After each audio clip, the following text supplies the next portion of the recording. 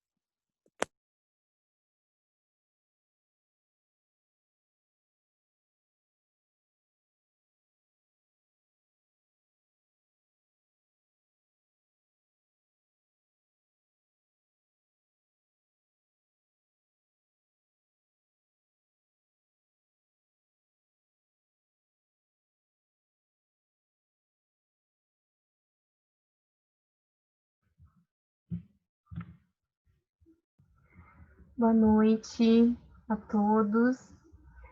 Todos me ouvem?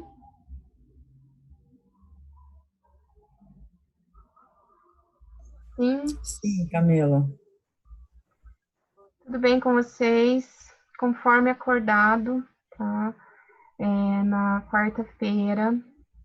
E eu deixei aberto também para quem faz estágio em campo, porque o referencial teórico é algo que está bem difícil para, né, vocês entenderem, porque é o primeiro contato. Não é que seja algo, né, que vocês não consigam, né? Mas é pela questão somente que vocês, né, insegurança, primeiro contato, então tudo isso gera muitas dúvidas. Então eu vou procurar ser mais rápida possível, né? Os slides deu um pouquinho extenso, mas é porque eu queria trazer conteúdo para explicar para vocês. Peço que, se vocês tiverem alguma dúvida, pode encaminhar a pergunta no chat, no momento da explicação, ou pode ativar o áudio e me chamar, que daí, no momento que vocês estiverem com a dúvida, nós vamos abranger aquela dúvida no momento e sanar no momento. Alguns já me enviaram, né?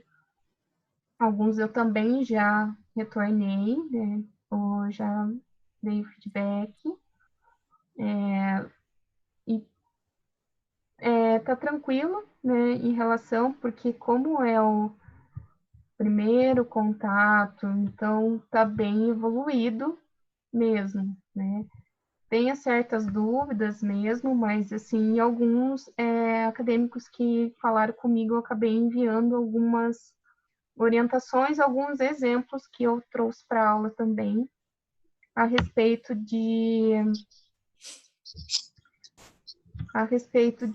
das citações que tem, citação direta, citação indireta, enfim, todos os modelos de citação. E hoje daí eu já trouxe algumas regras, o que tem que ser respeitados, o que tem que ser, como que deve ser feito. Mas daí eu vou compartilhar com vocês a minha apresentação e qualquer coisa vocês me interrompam a qualquer momento, tá? Não precisa vocês esperarem, né, eu terminar a apresentação para ter a dúvida. No momento, vocês já perguntam só para a gente ficar já naquele tópico.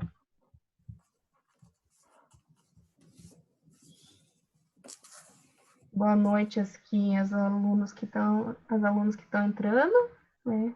Então, nós vamos começar a apresentação agora. E depois daí, se der um tempinho, quem ficou com recursos humanos, só depois eu gostaria de já passar ao tema como que nós vamos trabalhar com recursos humanos, porque eu já defini isso, que vocês consigam dar sequência no referencial teórico e consigam dar sequência no trabalho de vocês também, para não precisar deixarmos para quarta-feira. Quarta-feira já está mais.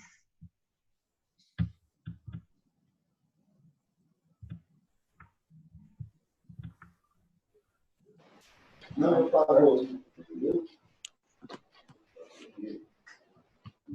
Eu estou até agora queimando a barriga. Eu não é perto de mim. É perto de mim também, porque eu posso cozinhar porque eu de mergulho. Todos estão vendo minha tela? Sim. Quem tiver com a câmera ligada pode fazer um joinha que eu vou entender. Beleza. Então, vamos começar a falar do referencial teórico, e a importância do referencial teórico. Quando eu postei lá no campus, né, campus ou Unimestre, assim, como nós denominamos o sistema, tá lá denominado referencial teórico. Então, com certeza, todos devem ter feito essa pergunta, né? O que é referencial teórico, né? Umas dúvidas em cima, assim, o que é o referencial teórico? Por que é tão importante? Por que precisa ter no relatório? Porque quando você fala de alguma coisa teórica, ou quando você fala que tem que ler livros, e quando tem que citar autores, você já vem na cabeça a questão do TCC, monografia, artigo. Então, isso acaba gerando algumas dúvidas e alguns certos receios de como estar fazendo um trabalho desse porte. Porém, não é parecido com o TCC, depois eu mostro para vocês um exemplo, né? Eu vou mostrar para vocês o meu TCC, como foi trabalhado, né? E como foi trabalhado o referencial teórico dele, depois eu mostro aqui que eu tenho a cópia dele aqui salva, para vocês terem uma ideia, né? Mas, assim, o relatório, ele não vai ter esse peso, né? Claro que eu falei, né, para quem participa das aulas, que quem quiser fazer um artigo, né, ou participar do evento que tem, que eu vou falar para vocês mais do evento, e quem quiser participar, é muito bacana, é muito legal, isso estende-se aos que fazem estágio em campo também. Se você tem um material bom para ser divulgado e para ser explanado, é muito importante que você use isso a favor de vocês e aproveitem essa oportunidade que vocês têm de apresentar um artigo, de fazer um resumo estendido. Então, é uma oportunidade a mais aí para vocês.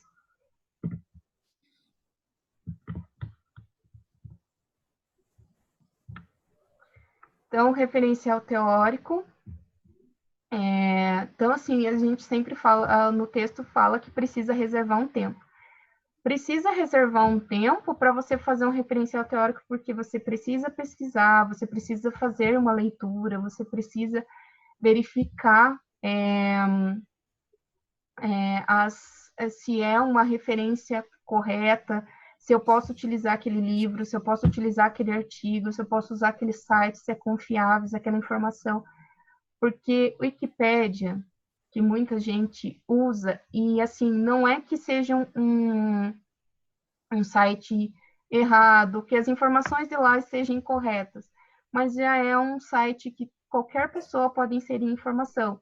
Então, você não tem 100% de confiança naquelas informações, porque qualquer pessoa pode ir lá e inserir informações a respeito de um determinado assunto. Então, por isso que eu sempre, até em trabalhos e atividades, eu sempre, no momento da correção, eu sempre, se tiver alguma referência nesse sentido, eu sempre falo para o aluno revisar e verificar, para que já acostume com essa situação de ter uma referência, né, de um conteúdo que tenha uma porcentagem maior de confiança naquele conteúdo. O estudo irá fundamentar todo o trabalho e garantir credibilidade a ele. Qualquer trabalho, artigo, TCC, qualquer trabalho dentro desse segmento, você precisa ter o referencial teórico, porque ele é a base do teu trabalho. Quando você entra na faculdade, você faz toda a parte teórica, por que você precisa fazer? Para que você saiba como que surgiu a profissão, qual que é a base histórica da tua profissão. Então, porque precisa desse conhecimento. O trabalho precisa também disso, né? O que os autores já falaram? Eu faço um estudo sobre o setor de facilities, mas quando surgiu facilities, que autor disse o que é facilities? Então, isso deixa a credibilidade maior, porque é algo que já existia, que autores já falaram sobre. Então, recursos humanos, pesquisa de mercado. Então, isso fortalece o trabalho como um todo. Então, reunir todo esse material vai servir para que você apresente os conceitos centrais de uma pesquisa sob a ótica do que já foi dito por outros autores. Então, o referencial teórico é outros autores falando sobre aquele tema do teu trabalho, não necessariamente a problemática, porque cada trabalho tem um tema e uma problemática. E, nesse caso, o referencial teórico ele está dando a base teórica dos pontos principais do trabalho ou das atividades que quem está fazendo é quem está fazendo atividade em campo. Então, por isso que é muito importante que esteja coerente. Então, se eu faço um estágio no setor de compras, eu preciso ser coerente com todas as áreas de compras. Eu não posso simplesmente inserir algo sobre recursos humanos que não vai estar vinculado.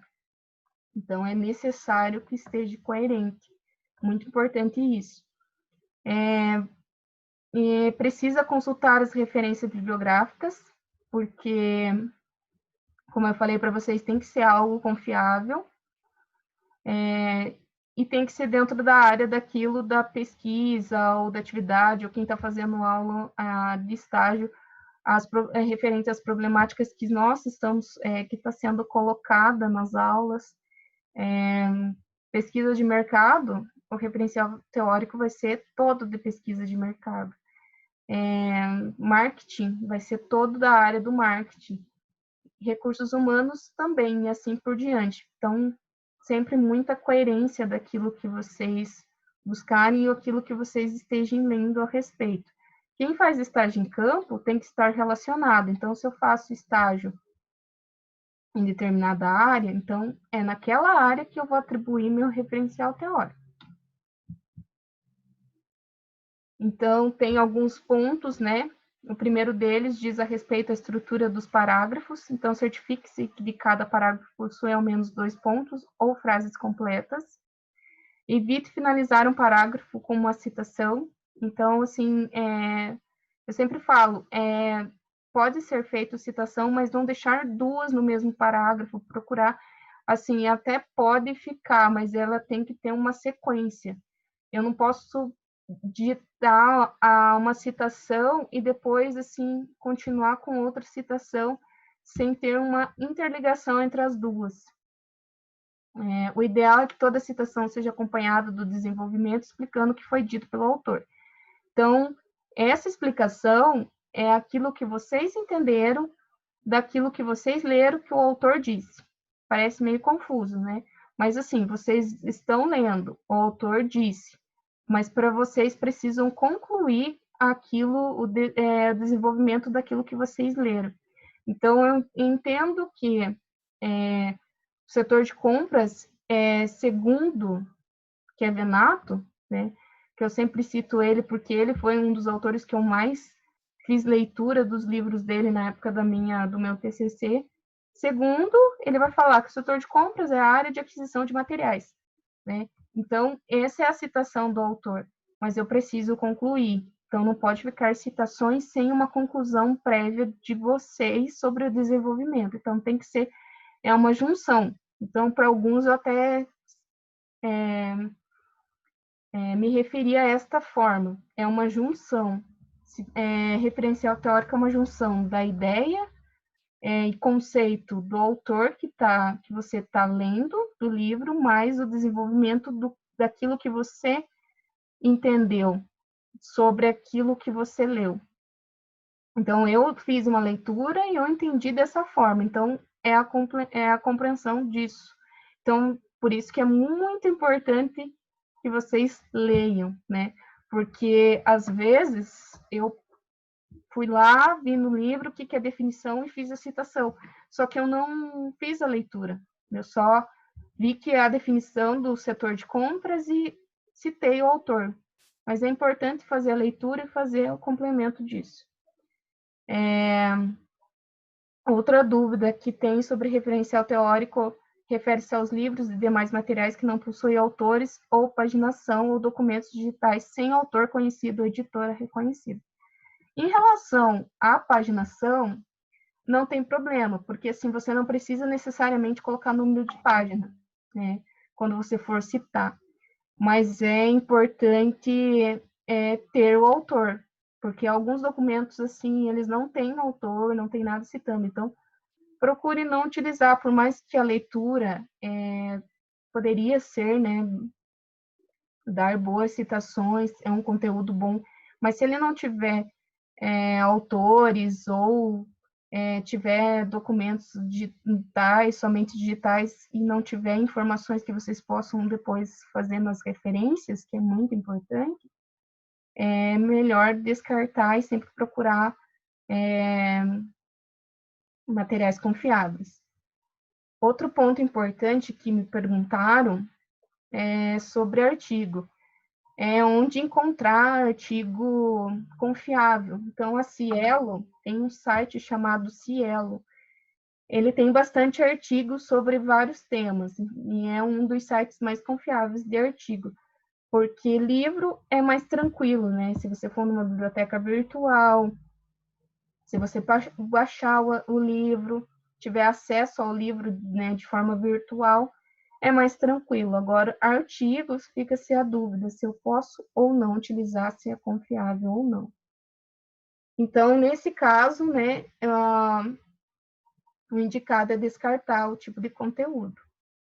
Porque, assim, quando você faz um TCC e você apresenta, quando você vai apresentar ou qualquer evento, você pode ser questionado, né, quando faz trabalhos científicos, você pode ser questionado por que naquele documento não tem a descrição, por que não tem o autor. Então, são pontos que são pontos descontados e são correções que devem ser realizadas caso tenha esse tipo de citação, né, de nomes de autores estranhos, né, ou que não esteja completo na referência bibliográfica, enfim. Tudo tranquilo, gente? Alguém sinaliza que está tudo tranquilo? Ou se não tiver também. E nós vamos agora começar a falar sobre citação direta. Então, a citação direta é a transcrição textual fiel da parte de um conteúdo, de uma obra, ou seja, durante a elaboração de um trabalho acadêmico, por exemplo. Então, assim, para mim não precisar ler, né, todo, né, eu trouxe todo o material ali, mas é para que vocês, né, estejam lendo aí. Mas a citação direta, ela só pode ter no máximo 3 linhas, e ela tem que ser igualzinha o que o autor disse. E ele tem que estar entre aspas. Então, essa aqui é a citação, né, a definição de citação, e aqui nós já temos a gente vai daí falar dos exemplos. Dentro da citação direta, nós temos 3 exemplos. O primeiro seria citando e referenciando, a chamada pelo nome.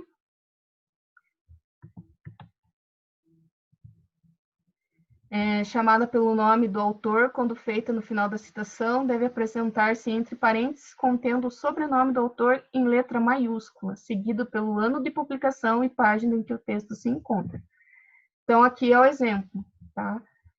Não saber usar a internet, um futuro próximo será como não saber abrir um livro, acender um fogão, não sabermos algo que nos permita viver a cidadania da sua completitude.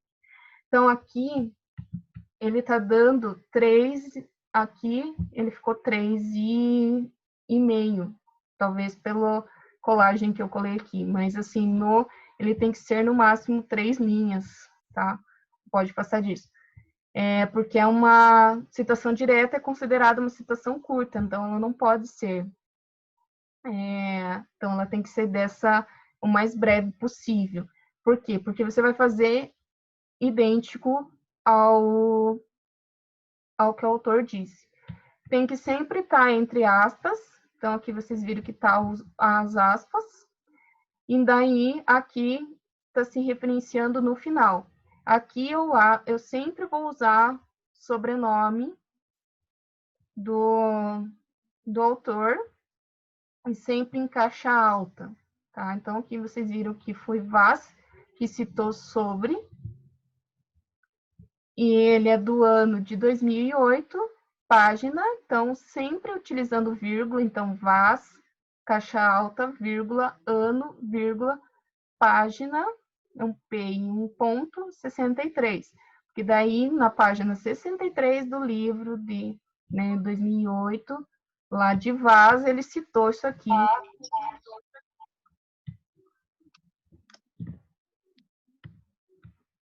Nem te conto o que No exemplo 2, referenciando e citando, a citação a seguir foi feita como sendo um parágrafo de texto. Assim, o sobrenome do autor deve ser ditado normalmente com a primeira letra em maiúsculo e as demais em minúsculo, seguido do ano e a página em que o texto se encontra. Então, esse aqui, ele está começando como um parágrafo. Então, daí vai ser diferente. Você sempre vai usar algo que está se referenciando a ele segundo Vaz, de acordo com Vaz, e assim sempre tem que ter a palavra. Eu não posso começar Vaz 2008, página 63.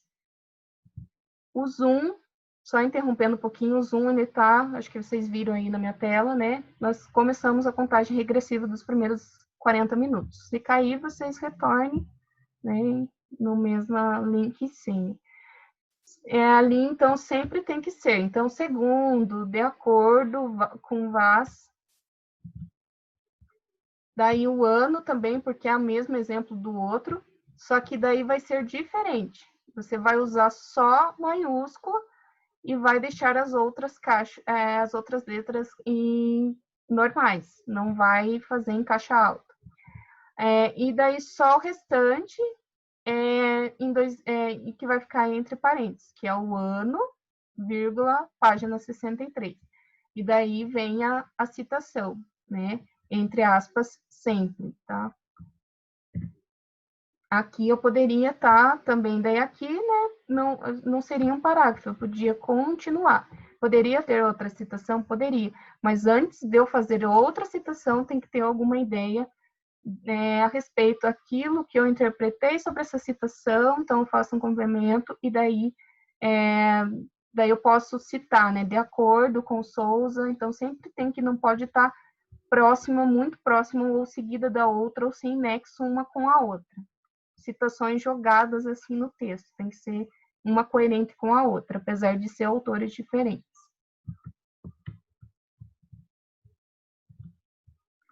O exemplo 3, né? Como você pode ver, a citação direta é a cópia exata de um texto. Caso o documento original contenha algum tipo de grifo, como uma palavra em negrito, em itálico ou sublinhado, a citação deve ter esse tipo de grafia, acrescentado com a observação grifo do autor. Então, nesse caso, eu nunca utilizei, né, nos meus trabalhos, artigos, citações que tivesse grifo, né, que são palavras diferentes ou que estão com em negrito, então eu não precisei usar isso. Então, eu nunca utilizei uma citação dessa forma, mas existe.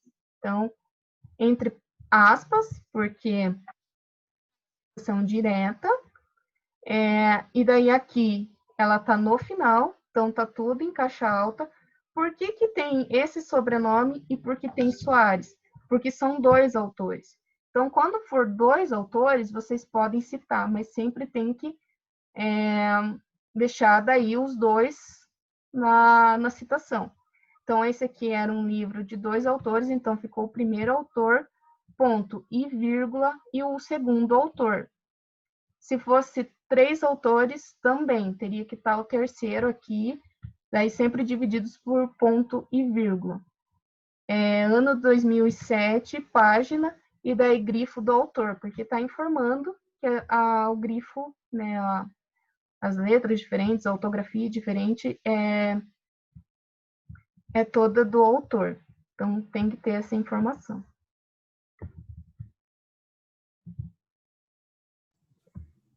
Exemplo 4, na verdade, ele vai ficar com 4 exemplos esse daí. Exemplo 4, esse mesmo tipo de observação aplica-se quando, por exemplo, você tiver feito algum grifo na citação para enfatizar uma palavra ou frase. No caso, deve-se acrescentar a expressão grifo nosso, indicando que o presente autor, você, fez a alteração.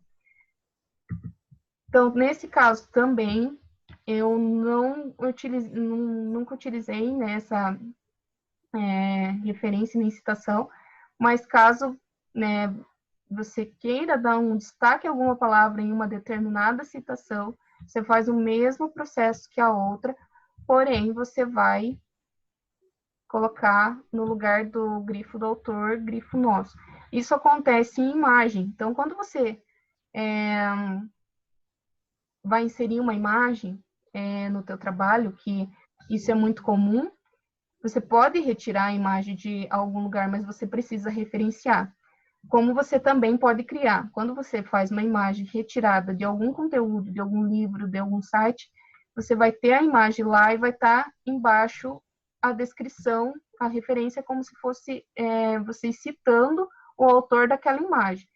E se caso o autor, vocês criarem uma imagem e colocarem, né, no trabalho, vai ficar como feito pelo autor. Então, sempre tem isso, não só em citações, mas também em imagem, quando são inseridas no trabalho. Essa é citação direta. Então, a citação direta, ela é a mais curta de todas e precisa, assim. Então, se vocês conseguirem fazer citação direta, sempre diversificar as citações é bem bacana. Citação direta com mais de 3 linhas. Então, aquela citação direta curta e tenha com mais de 3 linhas. E daí a citação direta longa. Então, a gente diz a curta e a longa.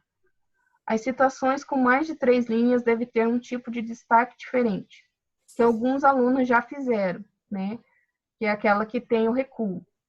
É necessário reduzir o tamanho da fonte, né? Então, a fonte que é 12, Arial 12, então ela é reduzida para 10.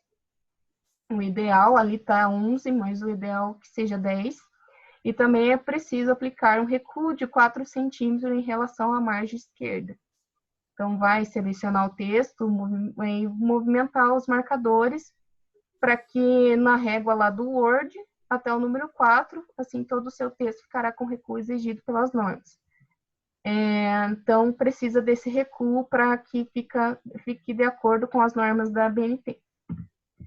Esse aí é um exemplo, né, que foi feito o recuo e aonde que foi feito e como foi feita a citação. Daí começa, então sempre vai ficar dessa forma, de acordo com Fuchita e Rubi, que são 2 autores, 2006, página 1, daí deixa referenciando normal, né, com letra normal, né, como se você estivesse fazendo a continuidade do texto, e daí vai para a sequência fazendo o recuo, estando justificado, e daí você faz a citação direta longa, que daí não tem número de linhas, né, e tem que estar com a fonte menor, então, no caso, fonte 10.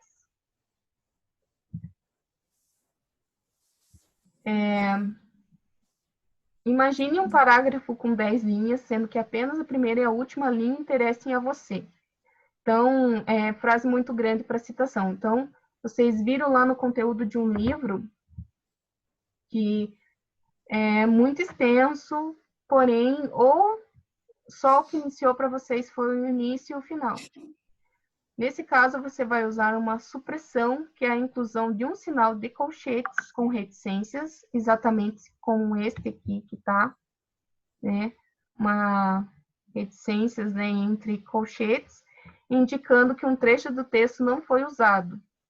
Veja o exemplo desse caso aqui. As propostas de melhorias do processo de tecnologia são coletadas e analisadas, com base nos resultados de projetos piloto.